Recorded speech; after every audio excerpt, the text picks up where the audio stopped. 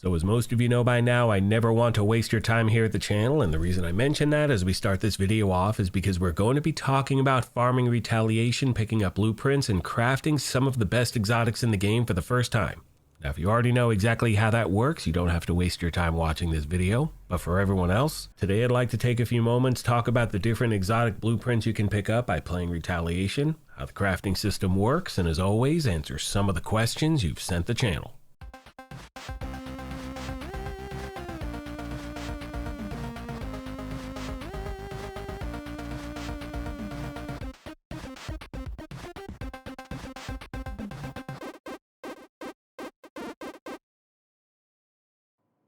Alright my fellow agents, welcome back to the Gaming Brigade, and one thing I think we can all agree on is that there happen to be a few exotics in the game that are must-haves for every single player out there, and the reason I say that is because you can center so many different builds around them. A few that come to mind are the Memento, the Ninja Bike, you have the Overdog's Gloves, you have the Catharsis, Coyote's Mask, the Pestilence, St. Elmo's Engine as well, and these are just to name a few. So as we start off 2026, my friends, I want to once again highlight the best way to target farm certain exotics in the game and actually get what you're looking for guaranteed. Now, as always, we're going to jump right into the details, and if you happen to enjoy this, do me a favor and hit that like button. It truly helps the channel out. And if you want to stay up to speed on all things Division, feel free to hit that subscribe or join button as well. Now, there happen to be two main reasons I've chosen to put this video together for you really quick. First of all, we have a lot of people jumping back into the game and they're getting confused on the difference between reconfiguration and crafting. And while I did talk about reconfiguration a few weeks back, as promised, I wanted to make you this standalone video talking about crafting. Now, the first step you need to take is go to your crafting bench. You're going to scroll down to the bottom right. Once you click on exotics, you will then see a list of all the different exotics where you have the ability to farm the blueprints. Now, the best thing about the crafting menu is it's very user-friendly. It's going to let you know exactly what you need to craft certain things. So for instance, I already have the blueprint for St. Elmo's Engine, and the game lets me know every single thing I need to craft one.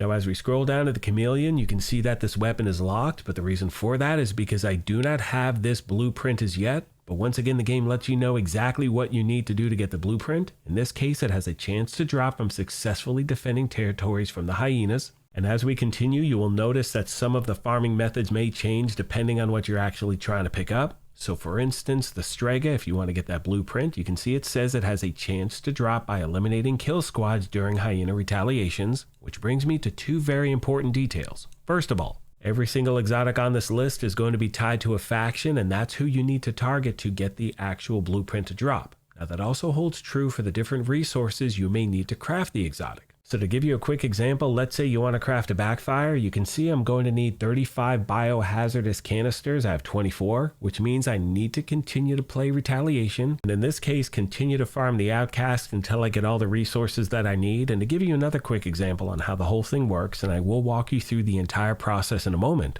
But one exotic a lot of players are still on the hunt for are the Overdog's Gloves, because let's say you missed it from a previous season. You can see on screen it has a chance to drop by successfully defending territories from the hyenas, and you can also see the game lets you know the other items you're going to need to craft this item in the first place. Now as we make our way to some gameplay footage where I'm going to show you a few more details really quick, I'm sure a lot of you out there are wondering, well, why not just try to get certain things by opening up exotic caches, or let's say doing different priority objectives, getting exotics to drop. Always remember that all of these exotics are in the general loot pool, which means when you open up an exotic cache or complete a priority objective, any one of these things can drop. We also know that RNG can kick you in the head sometimes, so this way you can actually target farm exactly what you're looking for. And while this definitely can be a grind, at least you know for a fact you're going to get the exotic you want guaranteed.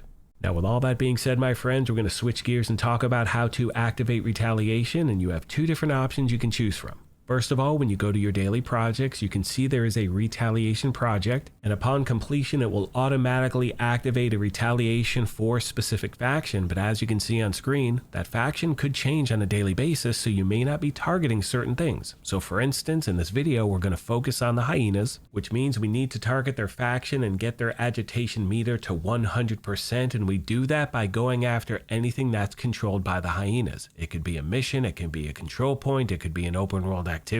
And for the record, the difficulty that you play on is going to have an impact on how quickly that meter fills up, so ideally you can play in heroic, get that thing filled up as quickly as possible. Now, as you can see on screen, there's a clear indication on when the faction starts to retaliate. At that point, you're going to open up your map, scroll over to retaliation, and you can see then you have the option of activating the event anytime you want to. Now, once a faction starts to retaliate, you're going to have 6 hours in order to initiate that retaliation. If you don't do so, that meter is going to go back to 0, so you're going to have to refill that thing again. So make sure when the meter is full, you're able to actually start this thing within that 6-hour window. I also want to remind you, you have the option of choosing your targeted loot when you're playing this game mode, so make sure you select the weapon type, gear set, brand set you may be on the hunt for.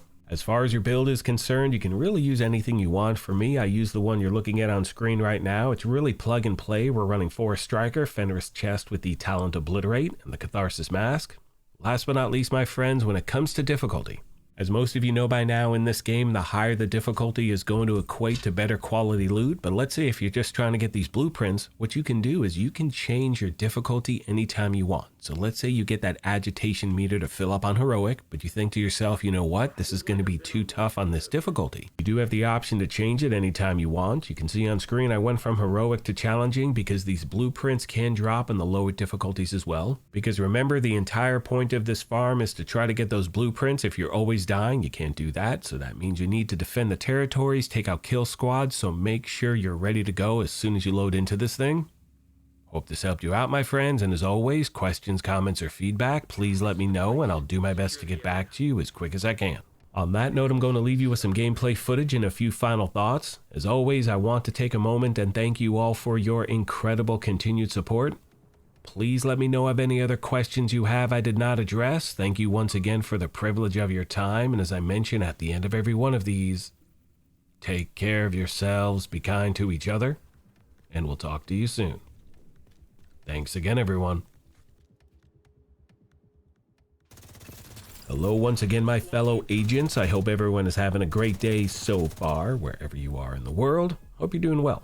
All right, so a few things I want to mention really quick as I leave you with the gameplay footage. Just because you take out a kill squad or defend a territory, that does not mean you're guaranteed to get a blueprint. This could be a bit of a grind to get the blueprint you're looking for. But as I said previously, if you want to be able to actually craft something you've just never had luck getting to drop from an exotic cache, or let's say, like I mentioned, a priority objective, this is one of the few ways in the game where you know what your end result can be if you complete certain things. Yes, you got to get the blueprint. Yes, you got to get all the resources to actually craft it, but at least you know you are going to get the exotic that you want. Last but not least, when it comes to difficulty in this game, like I said before, you always want to play in the highest one you can. That's going to equate to better loot. When it comes to blueprints, they can drop on the lower difficulties as well. And to give you a quick example, in this gameplay footage, I took out 2 kill squads, defended 2 territories. I did not get any blueprints to drop during that, but I did get one for completion of the retaliation itself. Now keep in mind as I say that, I've also had retaliation runs where I've defended 4 territories, taken out 3 kill squads. You know, I've gotten 3 or 4 blueprints in one run, so there can definitely be some ups and downs in this thing, but when it comes to getting certain exotics, in my opinion, it is definitely worth the grind. And obviously, my friends, I wish you nothing but the best of luck. All right, that's all I got for this video. I need to head out the door for work. Thank you once again for everything, and I will see you in the next one.